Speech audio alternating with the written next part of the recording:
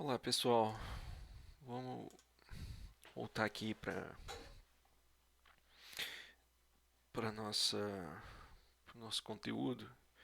É, faltou aqui, então eu estou postando. Bom, eu postei mais cedo os vídeos das dúvidas recebidas entre a última segunda e agora.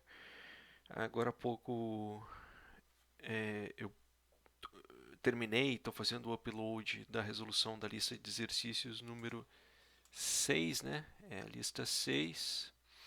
Agora, então, eu vou fazer a apresentação aqui essa introdução a métodos numéricos, tá? Usando uma nota de aula um pouco mais antiga, um slide com tem 44 transparências, mas eles dão uma noção razoável aqui de usar métodos numéricos, né? Bom, a motivação de usar métodos numéricos é o fato de que muitas vezes a gente vai estar na parte de problemas de otimização e quando você vai calcular um gradiente, vai igualar aquele gradiente para chegar a zero, para conseguir encontrar um ponto de ótimo de um problema que você está procurando, você vai ver que não tem como resolver ele analiticamente, só dá para resolver numericamente. Isso significa que você tem que chutar números, tá? Então, para chutar números, você pode ficar no papel tomando decurso uma vida inteira chutando números. Talvez você nem viva o suficiente para conseguir chutar tanto número, ou então você programa um computador para ficar chutando números para ti, né? Então, para você começar a programar, você tem que ter uma noção, né, de alguma coisa, como é que funcionam esses programas, como é que funcionam as linguagens, né? Então, o que eu vou fazer em cima dessa nota de aula aqui, que está publicado nesse link aqui, elementos de cálculo numérico, eu vou fazer umas brincadeiras com o Scilab. Então você pode digitar aqui scilab.org e você vai abrir o programa. Por que eu preferi usar esse programa? Primeiro porque ele é software livre, então ele é um equivalente do MATLAB, que é pago a licença, né? E ele é software livre. É, e, e ele é muito parecido com vários outros softwares R, Stata, Python, a interface dele, né? Então muda um pouquinho as linhas de comando, mas ele se adapta muito bem aos outros. Então, se você tiver uma ideia razoável de como é que funciona esse, você vai ter uma ideia razoável de como é que funcionam todos os outros, tá?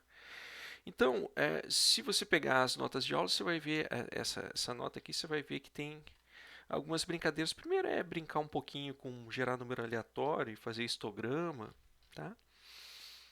É, primeiro de uma uniforme, depois de uma distribuição normal, tá? Depois fazer um exercício de gerar lançamentos de dados simultâneos, tá?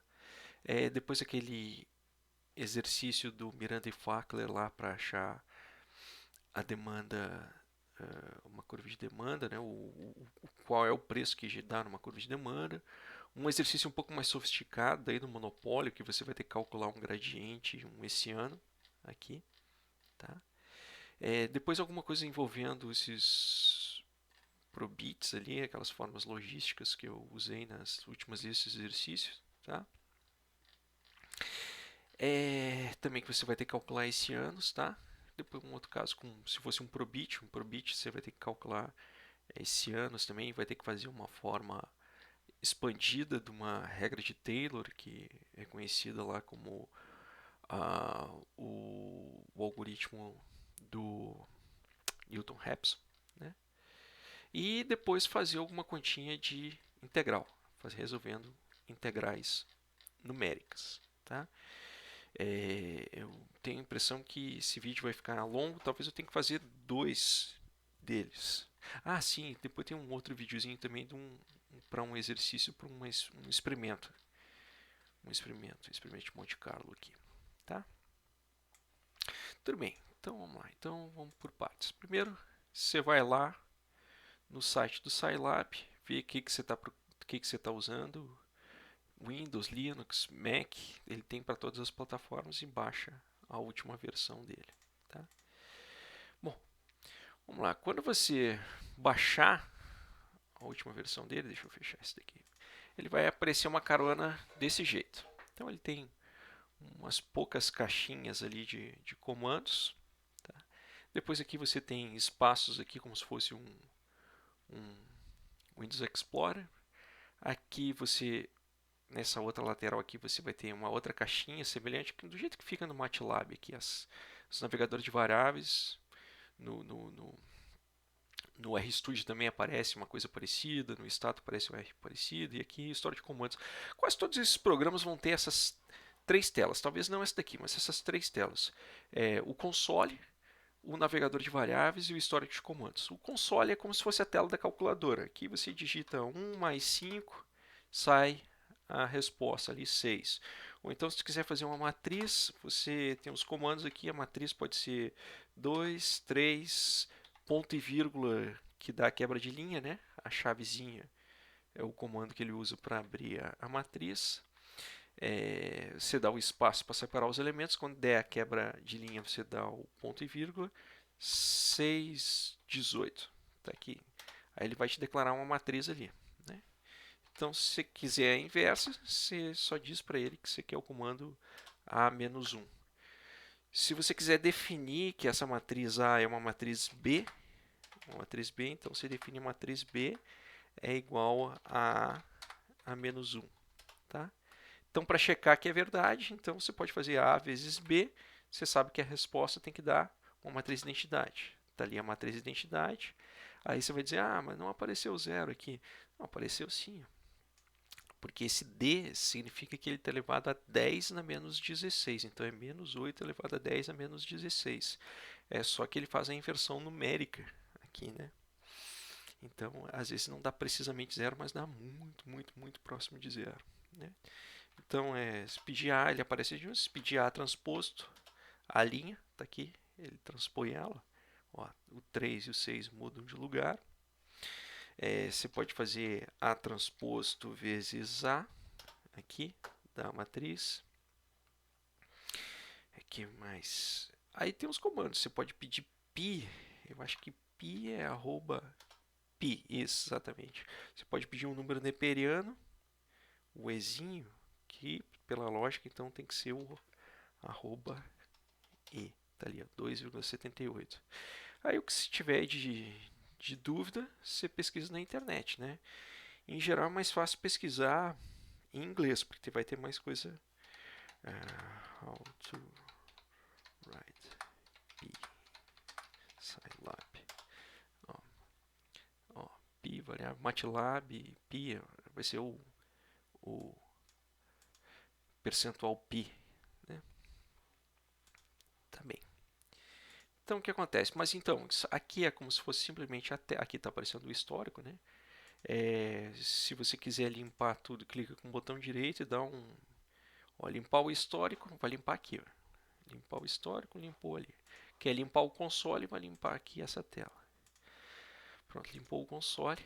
E para limpar essa daqui, você tem que dar um clear. Pronto.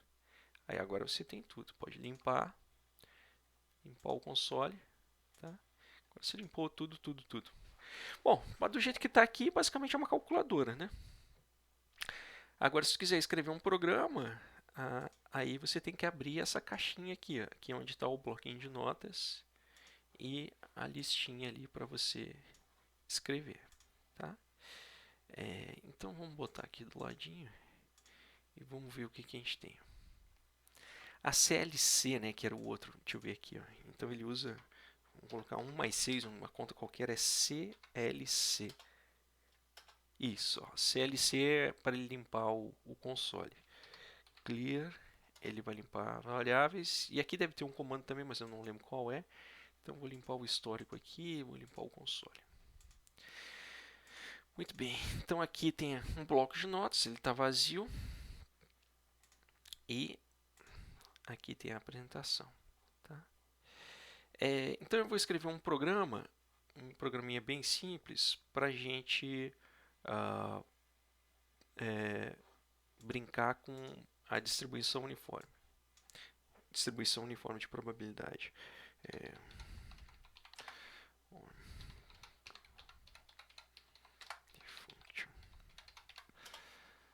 Tá aqui. Vamos ver na Wikipedia mesmo, está aqui do lado. Aqui do lado tem uma Wikipedia. Pronto, está aqui. Então a distribuição uniforme, ela está entre... É uma função, né, que ela é uma função que o domínio dela vai estar definido de menos infinito até a função vai ser zero.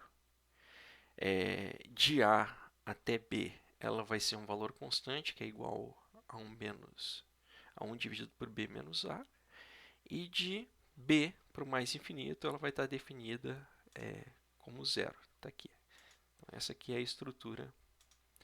Essa aqui é a estrutura da distribuição de probabilidade. Então, ela vai ter essa carona aqui. Essa é a função cumulativa dela. E aqui você vai ter a função densidade dela. Tá? Aí o que acontece? Acontece que o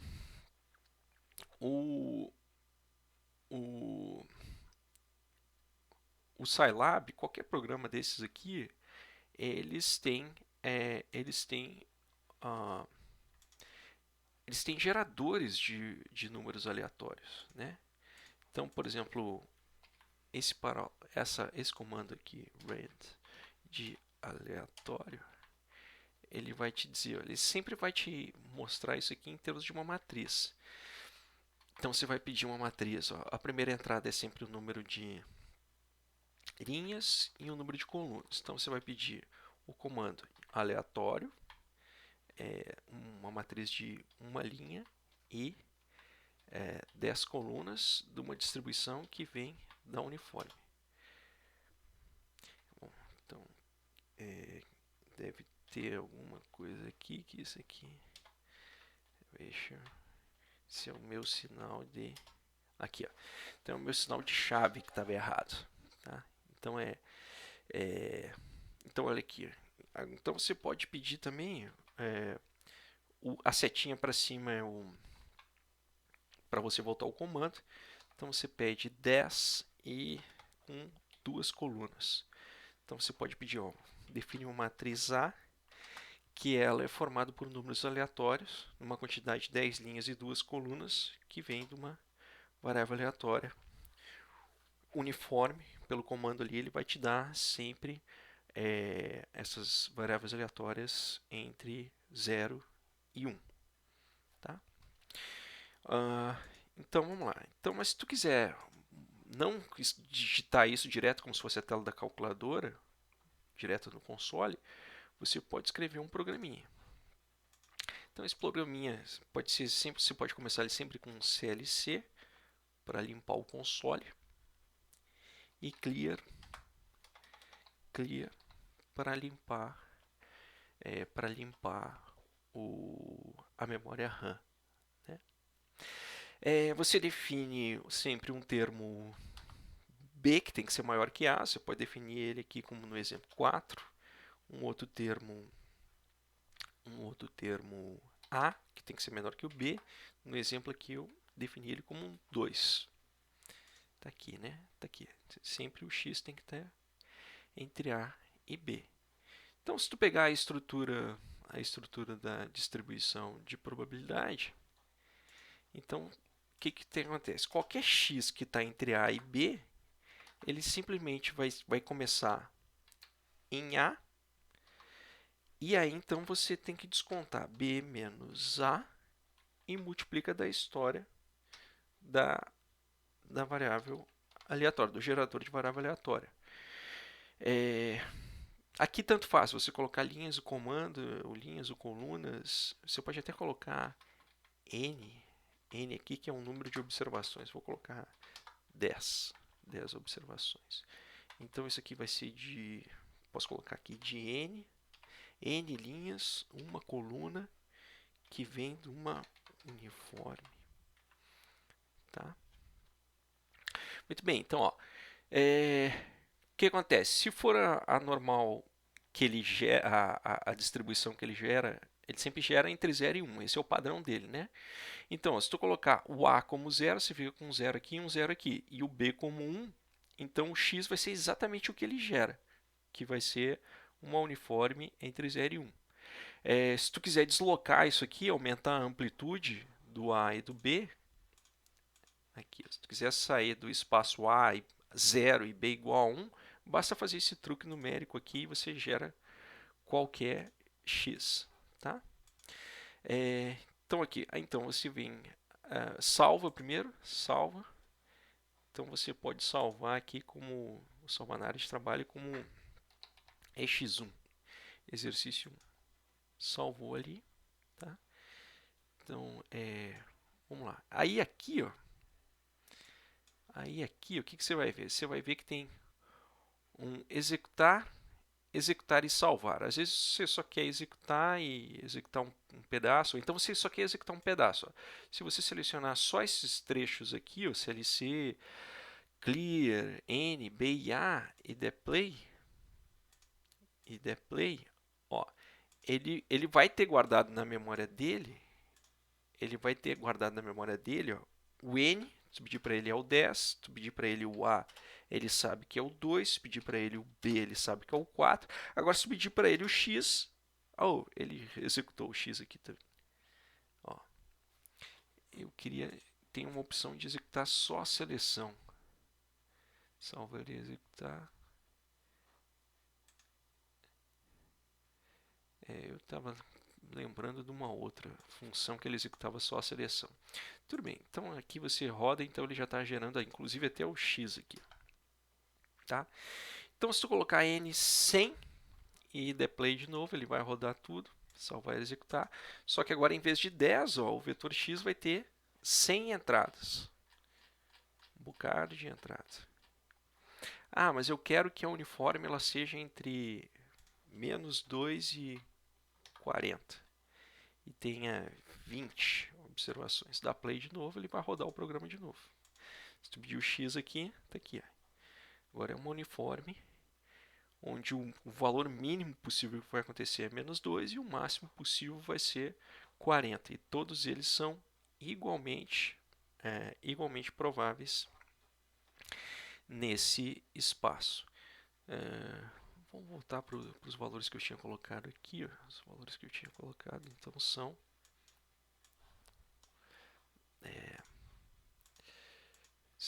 vamos colocar 1000 observações, então, como eu tinha colocado. Vamos colocar um B como 4,